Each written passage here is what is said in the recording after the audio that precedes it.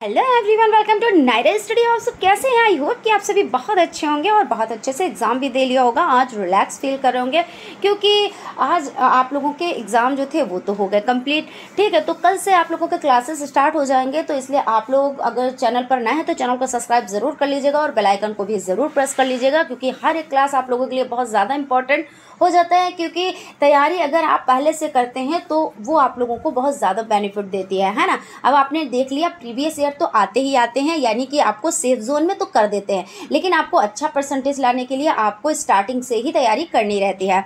तो खैर हम लोग इस पर डिस्कस करेंगे। आपका कल डिस्कशन क्लास होगा, उसमें हम लोग ये डिस्कस करेंगे कि कौन कौन से आपके सब्जेक्ट होते हैं और सबसे पहले कौन से सब्जेक्ट आपको पढ़ने, उस पर मजबूत पकड़ बनानी है, सभी चीज़ें। हालांकि सारे सब्जेक्ट इंपॉर्टेंट हो जाते हैं, तो इन सभी चीज़ों पर हम लोग डिटेल में डिस्कस करेंगे। और अभी जो ये आपका पेपर हो जाता है कंप्यूटर का, इसमें हम वस्तुनिष्ठ टाइप और अति लघु टाइप क्वेश्चंस लेकर आए हैं। उसके बाद में जो लेकर आएंगे आप लोगों के लिए क्लास, उसमें आपके वस्तुनिष्ठ, अति लघु और लघु सभी आप लोगों के क्वेश्चंस होंगे, जिससे आप लोग मिलान कर लीजिएगा। तो चलिए टाइम को वेस्ट ना करते हुए हम लोग देख लेते हैं कि आपने कितने क्वेश्चंस राइट किए हैं। और आप लोग लास्ट में ये ज़रूर बताइएगा कि इतने क्वेश्चंस हमारे राइट हुए हैं। वैसे सभी क्वेश्चंस राइट होने चाहिए थे, क्वेश्चंस सभी पढ़े हुए आए हैं, अलग से कुछ भी नहीं आया है।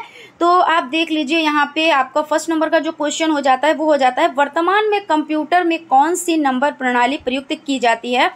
तो इसमें बाइनरी हो जाता है, यानी कि फर्स्ट ऑप्शन आपका राइट हो जाता है। 1 मेगाबाइट में होते हैं तो क्या होते हैं, 1024 बाइट हो जाते हैं, यानी कि आपका थर्ड ऑप्शन राइट हो जाता है। ठीक है, उसके बाद चलते हैं अगले क्वेश्चन की तरफ। थर्ड क्वेश्चन आपका हो जाता है, भारत में विकसित सुपर कंप्यूटर कौन सा है। तो परम 8000 हो जाता है, यानी कि 4 ऑप्शन आपका राइट है। उसके बाद क्वेश्चन है, संचार के मुख्य अंग है।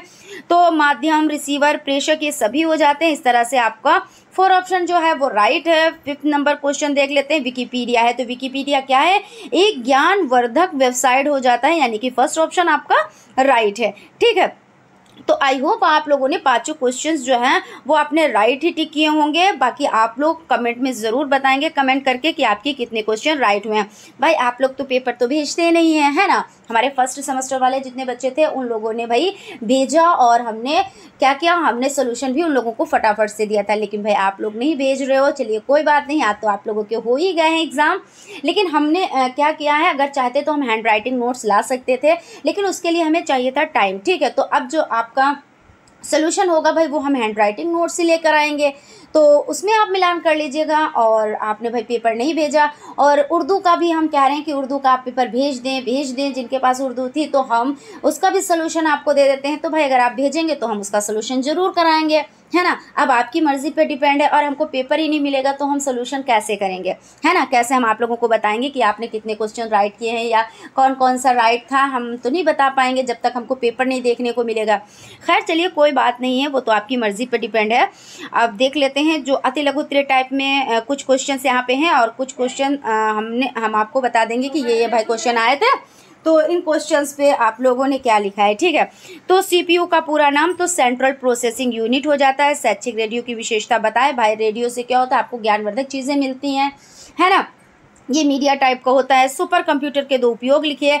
तो सुपर कंप्यूटर के रक्षा से संबंधित डिज़ाइन करने में और एनिमेशन में, गेम्स में, इनमें सभी में हो जाता है। फिर उसके बाद आपका है सुपर कंप्यूटर के 2 उपयोग लिखिए। तो यहाँ पे आपका हो जाता है सुपर कंप्यूटर के 2 उपयोग, ये तो हो गया आपका।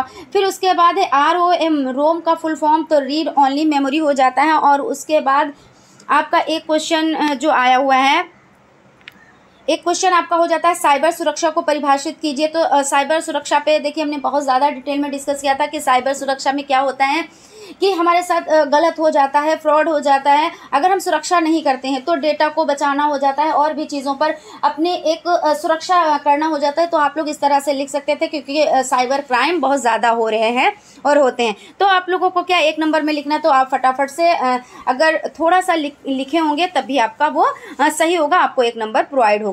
ठीक है, तो फ्रेंड्स मिलते हैं हम लोग फुली सोल्यूशन के साथ। बाकी आप लोग रेस्ट करें और कल की आप लोग तैयारी करें, क्योंकि कल आप लोगों का क्लास होगा, और उससे हम लोग क्या चीज़ें देखेंगे, उसमें हम लोग ये चीज़ें देखेंगे कि कौन कौन से सब्जेक्ट हैं, हम लोगों को कौन से सब्जेक्ट अब आगे पढ़ने 4th सेमेस्टर में। ठीक है, तो इस पर डिस्कस होगी। Thank you.